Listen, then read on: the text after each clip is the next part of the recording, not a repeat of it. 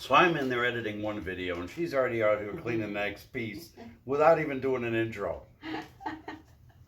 So, hey warriors, this is our next piece. We'll explain a little bit about how we got this one in just a minute. Welcome to our channel. I'm Jim, and this is my wife Cindy.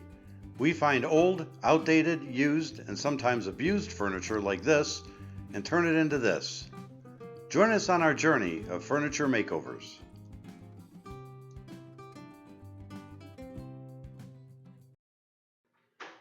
As always, the first step to good prep is cleaning up your furniture.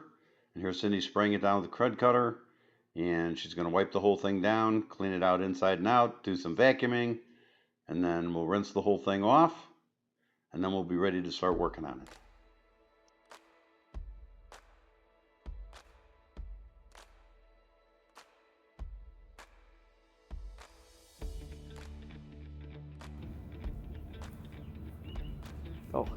So there are two holes in here, and I am not sure why.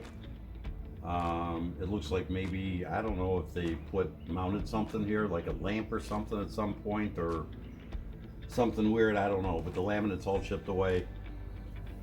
This corner is actually coming up a bit, and I tried to push it down and realized it looks like they like it was coming up and somebody put glue in there and didn't clamp it. So now the glue is hardened in here, and it's stopping this edge from being pushed down.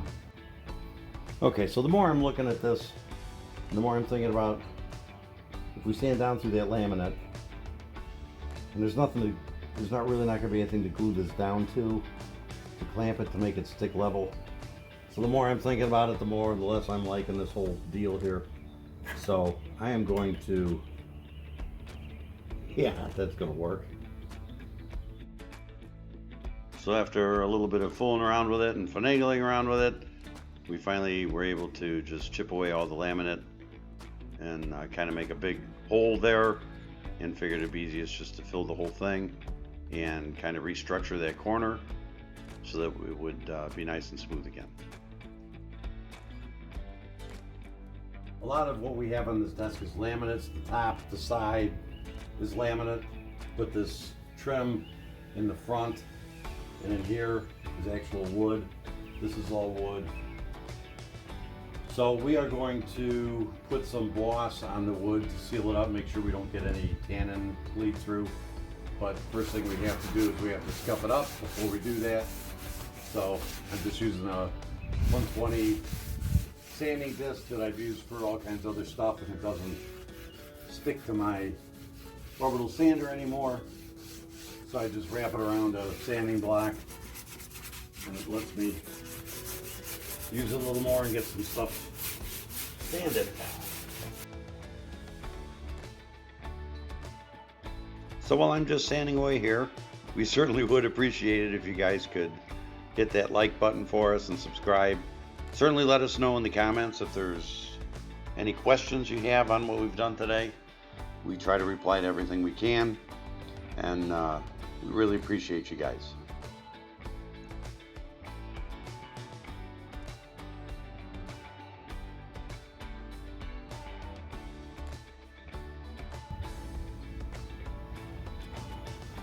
And a quick wipe down, get rid of all the dust. This is just a very lightly damp cloth.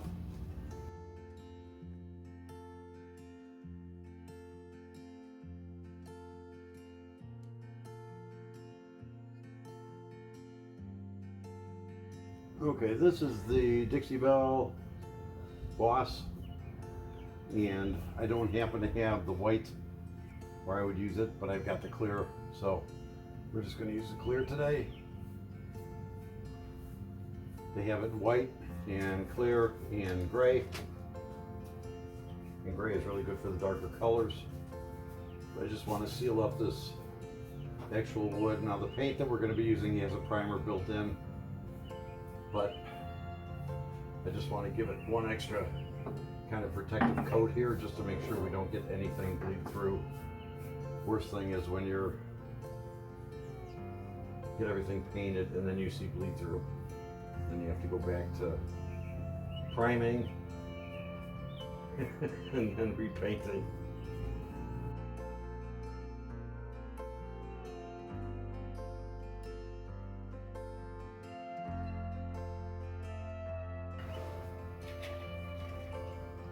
Oh, looky there.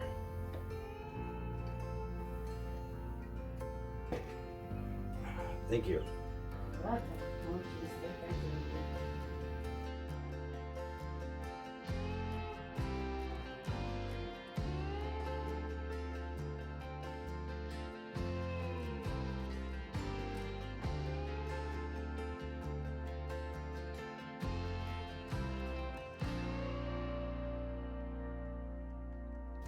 Normally I would pour this into another container, but this one's getting pretty low.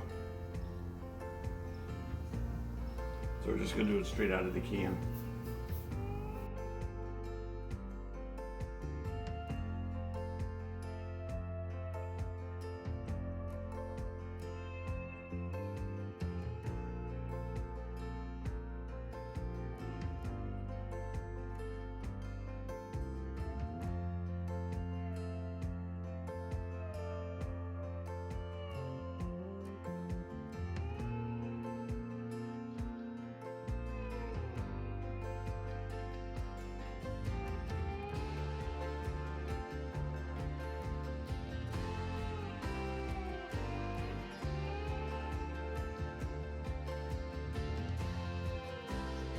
So when we patched this hole, I should have known better, but I used one of these softer type of wood fillers, and things are not always rainbows and unicorns in the land of makeovers. So it was just falling apart on me. It just wasn't hard enough to do the job it needed to do, and I should have known that. These softer fillers are great for filling in like small scratches and dents and dings and that kind of stuff, but really to rebuild a whole corner, this is not what you should be using, and it's not what I should have used. So after cleaning it all out, and we gave it a little bit of sanding in there, and we even took my orbital sander and got it all cleaned out again so we could start from scratch on this. And then, like I should have done in the beginning, is I used my plastic wood and we started filling that up, and in order to speed up the process so that we could get this done and keep moving on the desk, we put in a small amount, because if I had filled that all at once it would have taken forever to dry. So we put in a small amount, and then we would take the heat gun and we would heat it up with the heat gun to cause it to dry faster, and that way I could start doing the layers quicker and get it built up to where we needed it.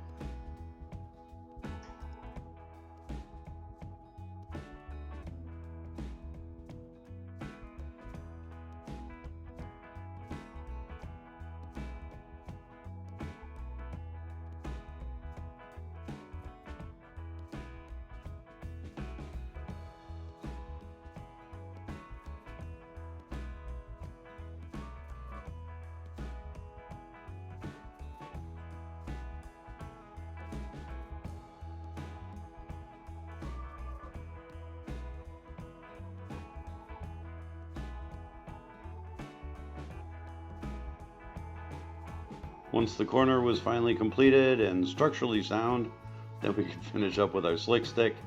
So I finished painting up this whole corner and the side and everything with the slick stick so it would be ready to go.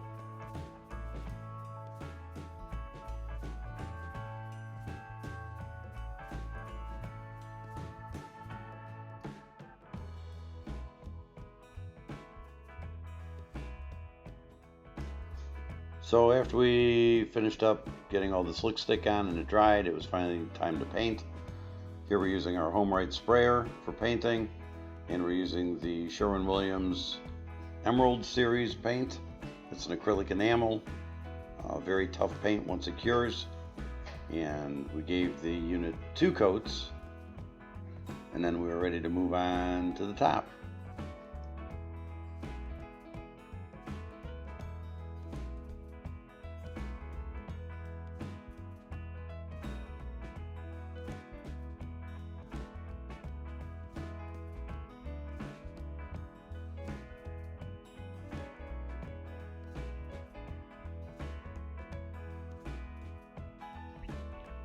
We're going to paint the top with 2 coats of gray from General Finishes. It's their milk paint. It's actually kind of a custom color. We had a Seagull gray and wanted it darker, so we actually darkened it up. Want a little bit darker gray, but not quite their dark gray. So we kind of custom mixed this color, but it is General Finishes milk paint. And we did 2 coats. You can see Cindy in the background is taping up all the handles, getting ready to paint those.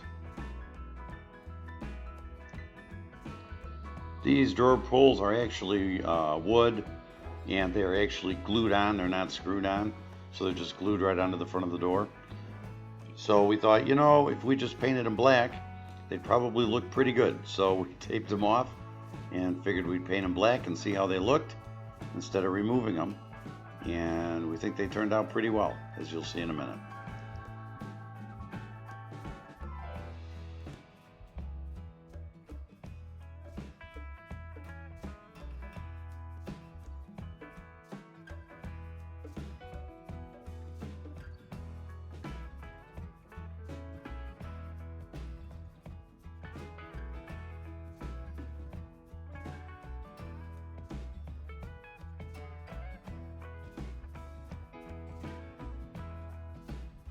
And after this first coat dried, Cindy gave the handles a second coat, made them look really fantastic.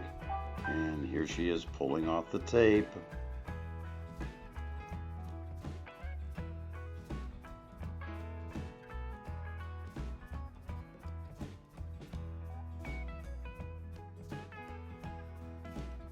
And voila, how good does that look? So now the top is dry, we're going to do our smoke effect on it. This is Rustoleum's Smoke Glaze. And really you just take a paintbrush, dip it in the glaze, and you just spread it on. As you can see, you don't have to worry about brush strokes or anything. All you're really doing at this point is just laying the glaze on there. And the effect actually comes as we wipe the glaze off, which you'll see here in a second. So you just want to make sure you get complete coverage on the surface that you're doing. And then when you wipe it off, it always helps to start by putting just a little bit of the glaze on your rag, so it doesn't completely wipe clean. And you want to make nice long strokes all the way across the surface.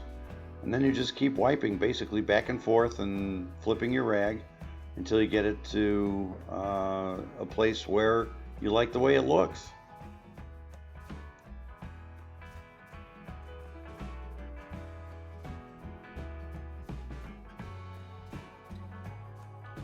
So it was time to break out the Dixie Belle gator hide, and before we did the top, we wanted to brush some on our drawer pulls. We wanted to make sure that those are protected since they're going to be a high use surface with everybody pulling on them and opening and closing the drawers. And once we were done doing all the handles, we went on to use the gator hide on the desktop, and we did 2 coats of gator hide on the top of the desk, which gives it ultimate protection.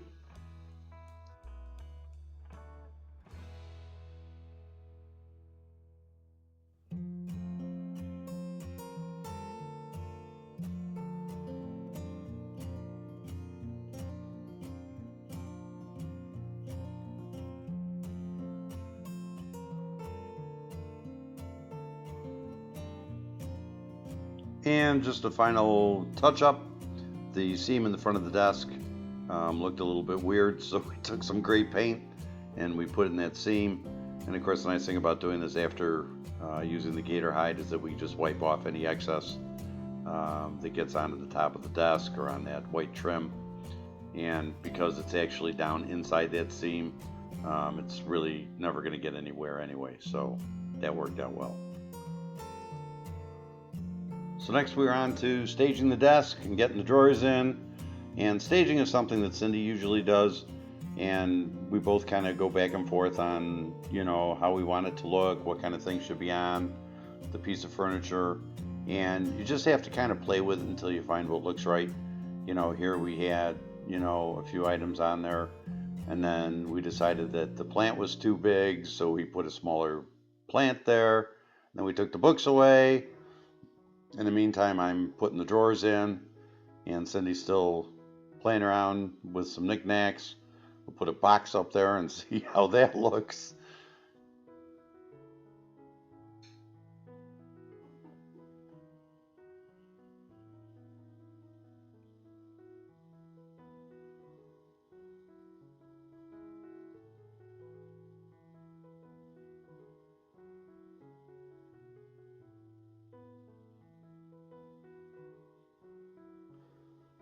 And Cindy decided the laptop just wasn't cutting it.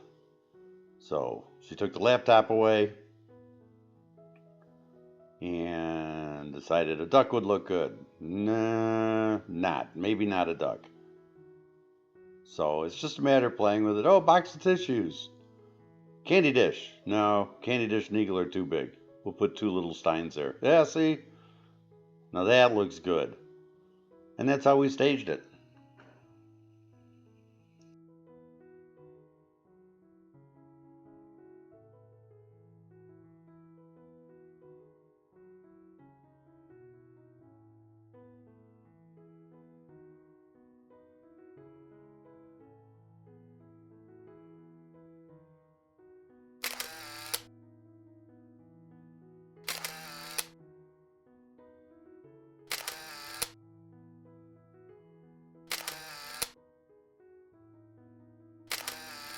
So, if you're interested in the numbers, we picked up this desk from Facebook Marketplace. It was actually posted for free, and we ran and got it about 10 minutes after it was posted. We went and picked it up. We spent about $20 or so in materials for the paints and top coats and whatnot. We didn't have any hardware costs because we just painted the drawer pulls that were already on there. So, our all in cost is right around $20. We are listing this on Facebook Marketplace for $135. So our potential profit will be $115, which is not bad. It was a pretty quick flip. It went well, and we really like the way it came out. Let us know in the comments what you guys think.